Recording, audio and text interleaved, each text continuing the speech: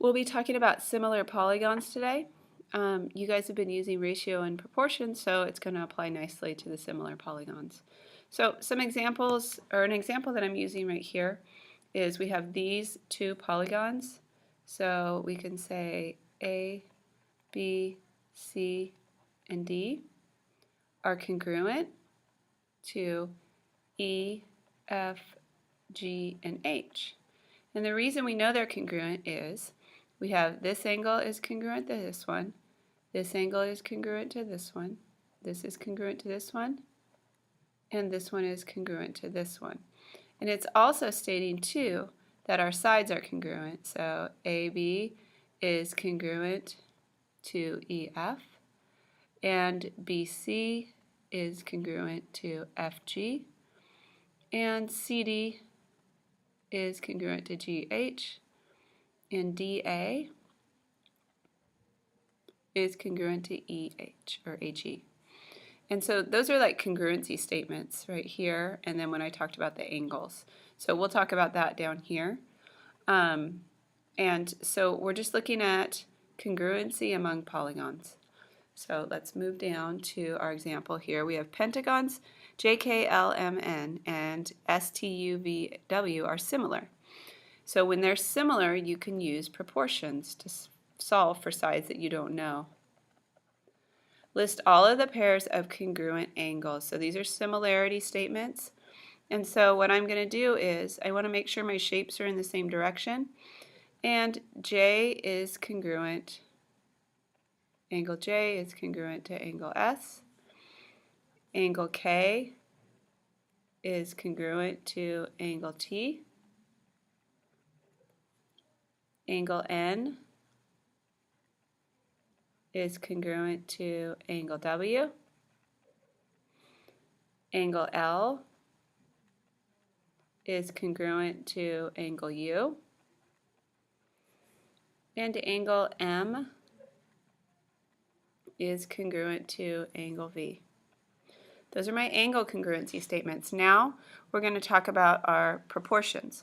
So I know that JK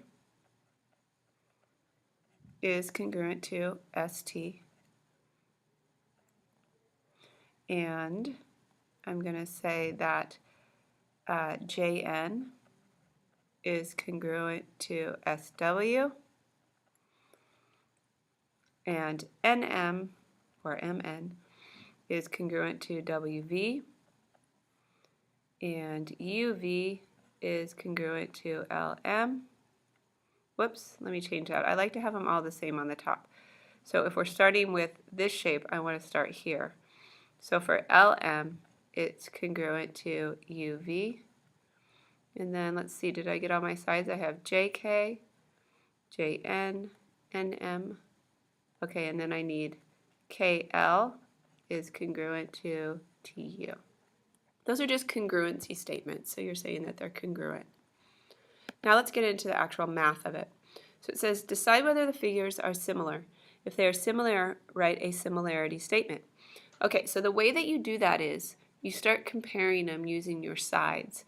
And so let's look at our sides. So we could say that XY is congruent to QR. So let's find what that would come out to be. So we have a 6 and a 4. And I'm going to reduce that to 3/2. Okay, so there's the ratio or the proportion. Now let's do XW is congruent to PQ. So XW is 15, PQ is 10. I'm going to divide this by 5, which gives me 3/2. So far, our proportions are coming out correctly. Now we'll do WZ and PS. So WZ is 12, PS is 8. So if I divide by 4 on each of those, I get 3/2. So it's coming out nicely. And now we will do ZY and SR. So ZY is 9 and SR is 6. If I divide by 3, I get 3/2. So all of them came out exactly the same. And then if you look at your angles, you have congruent angles here.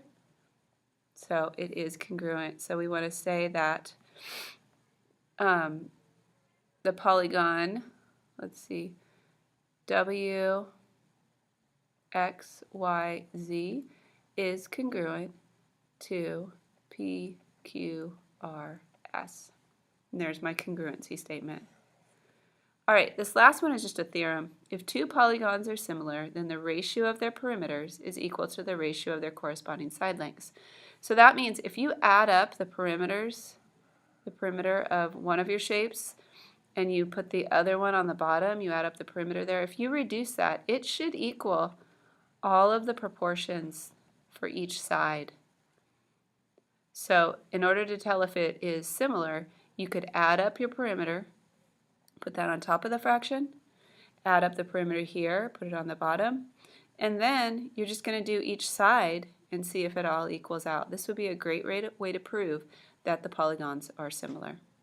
Okay, so on Monday we will work with similarity and polygons. Thanks for listening. Have a good night. Bye.